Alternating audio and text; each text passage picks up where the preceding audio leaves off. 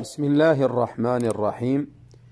عن أنس رضي الله عنه أن النبي صلى الله عليه وسلم قال: ثلاث من كن فيه وجد حلاوة الإيمان: أن يكون الله ورسوله أحب إليه مما سواهما، وأن يحب المرء لا يحبه إلا لله، وأن يكره أن يعود في الكفر كما يكره أن يقذف في النار. متفق عليه. انس رضی الله عنه از رسول الله صلی الله علیه و سلم روایت می کند فرمودن رسول الله صلی الله علیه و سلم: ثلاث من کن فیه، سه خصلتی است یا سه صفاتی است اگر این سه صفات در شخصی یافته شود، این شخص حلاوت و لذت و شیرینی ایمان را چشیده. این سه خصلت چی است؟ خصلتی اول: ان یکون الله و رسوله احب الیه مما سواهما، اینکه الله و رسول نزدیکی محبوب تر بوده باشه از همه ما سوای الله و رسول. محبت الله در عمل کردن با شریعت الله و رسول است. اطاعت الله و رسول داشته باشه، چیزی را که امر میکنن الله و رسول بجا بیاره، چیزی را که از او منع میکنن از او اجتناب بکند. این را گفته میشه محبت الله و رسول.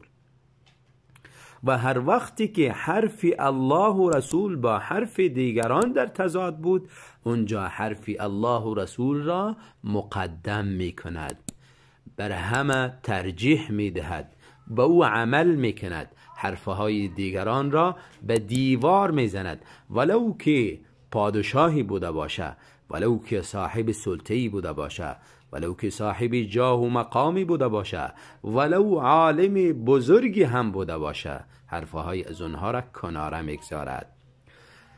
خصلت دوم: و ان یحب المرء لا یحبه الا لله، اینکه شخصی را محبت میکند همراهش و این محبت یزی فقط به خاطر خداست، نه به خاطر مالش، نه به خاطر منصبش، نه به خاطر جاهش، نه به خاطر جمالش، نه به خاطر نسبش، نه به خاطر اهدافی دون از دنیوی. و ان یکره ان یعود فی الکفر کما یکره ان یقذف فی النار. خصلتی سوم: این که بد ببینه بر برادر مسلمانش که این دوباره به کفر رجوع کند، دوباره مرتد شود، قسمی که بری ازی داخل شدن جهنم بد میبینه. یعنی خصلت سوم: مسلمان کفر بری خود نمی پیسندد و داخل شدن به جهنم را به خودش نمی پیسندد و همه چیزا برای برادری مسلمانش هم نمی پیسندد و دوست ندارد که برادری مسلمانش مرتد شود، برادری مسلمانش به آتش جهنم برود. به خاطر ازی تلاش میکنه. گاهی اگر برادری را دید شکی یا شبهاتی بر سرش میآید و این خطر است که از دین بیرون شوه، دستش میگیره، کمکش میکنه، شبهات از سری ازی دور میسازد و تلاش میکنه که رای جنت انسان تعقب بکنه و به جنت برود و نفس خدا از آتش جهنم به ذریعه اعمال صالحه خلاص میکنه و به همین قسم تلاش میکنه که نفسی یک برادر مسلمان هم از آتش جهنم خلاص شوه به جنت برود. الله تعالی این سه خصلت در ما پیدا کنه و ما را مستحقی این سه خصلت بگردانه و ما در زندگی دنیامان اعمالمان و تمام کارهایمان وابسته به همین سه خصلت نازنین بوده باشه.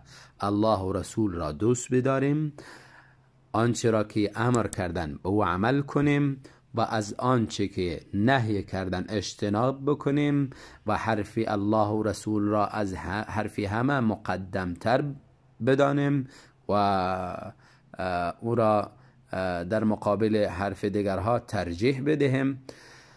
و همچنان برادری مسلمان خود اگر دوست داریم، دوستی ما فقط به خاطر رضای خدا بوده باشه و تلاش کنیم که برادر مسلمان خود از راه جهنم و از راه کفر و اهل کفر نجات بدهیم. بارک الله فیکم.